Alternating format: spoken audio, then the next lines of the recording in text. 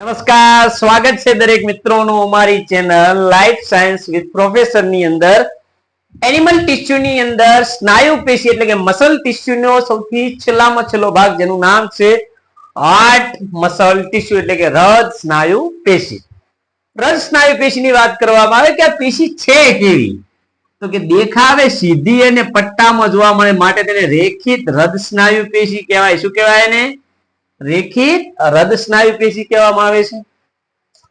બીજી વાત કરવામાં આવે કે તેઓ આપણી ઈચ્છા અનુસાર કામ કરતા નથી માટે તેને અનિચ્છાવર્તી સ્નાયુ કહેવાય.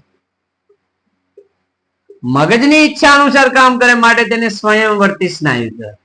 નોર્મલી તે વિચારવા જેવું છે, એઝ અ ફન, કે તમે એમ વિચારો કે હૃદય આપણી ઈચ્છા અનુસાર કામ કરતું હોય તો આપણે બેઠા બંધ થઈ જાય. આપણે ખાલી 1 મિનિટ પૂરતું બંધ કરવાનું હતું, આપણે લાઈફ ટાઈમ પૂરતા બંધ થઈ જશે. તમારા મમ્મી થી તમારા પપ્પા થી તમે રહ્યા એટલે બેઠા બેઠા મૂકો નથી રહેવું, મારે નથી જીવવું, હૃદય બંધ થઈ જાય એટલે હૃદય બંધ થઈ જાય.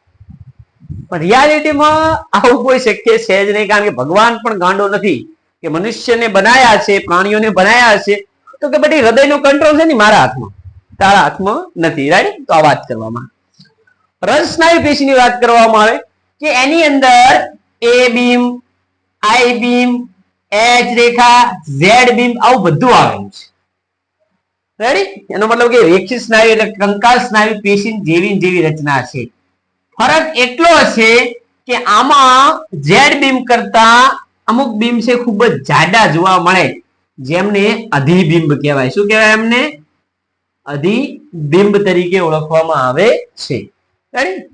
બીજી વાત કરવામાં આવે કે પ્રત્યેક સ્નાયુ તંતુ છે એકબીજા સાથે આવી રીતે જોડાયેલા જોવા મળે છે. જો એકબીજા સાથે જોડાયેલા જોવા મળે છે. અને એક વસ્તુ બહુ ખાસિયતની છે કે હૃદ સ્નાયુ પેશીની અંદર કણાભ સૂત્રની સંખ્યા સૌથી વધારે જોવા મળે છે. કેમ વધારે જોવા મળે છે? કારણ કે બિચારું આખો દાડો કામ કરે છે, બાકીના બધા અંગો છે હુઈ જાય. હૃદય કુદાડો ઊંઘે ખરી? હૃદય કોઈ કુદાડો કે ગઈ કે સાહેબ આજ મારે હુઈ જવું છે, હું રોજ કામ કરું? કોઈ દિવસ કહેતું નથી. અને જે દિવસ હારે હુઈ જાય છે આપણે પૂરા હુઈ જઈશું. એનો મતલબ કે કેવી સ્નાયુ છે?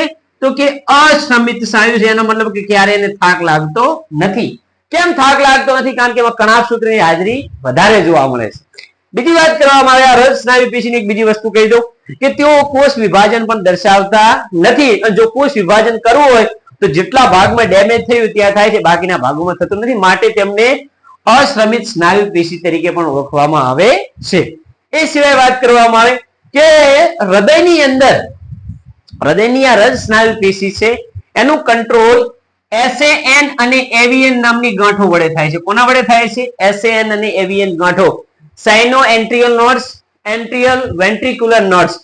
એસએએન ગાંઠ એટલે શિરાકર્ણક ગાંઠ અને આને કર્ણકશેપક ગાંઠ. આપણે હૃદયની રચના ભણીશું, પણ એનું કંટ્રોલ એના દ્વારા થાય છે. એનો મતલબ કે મગજની પણ એટલી બધી જરૂરિયાત પડતી નથી, માટે હૃદ સ્નાયુ પેશીને માયોજેનિક પેશી કહેવાય. શું કહેવાય એને? માયોજેનિક પેશી તરીકે ઓળખવામાં આવે છે. અને આટલું વર્ણન હતું. અહીં આપણે હૃદ સ્નાયુ પેશીને પૂર્ણ કરીએ છીએ અને મળીએ એક નવા લેક્ચરની અંદર આના આ જ અંદાજ સાથે. જય હિન્દ, જય ભારત.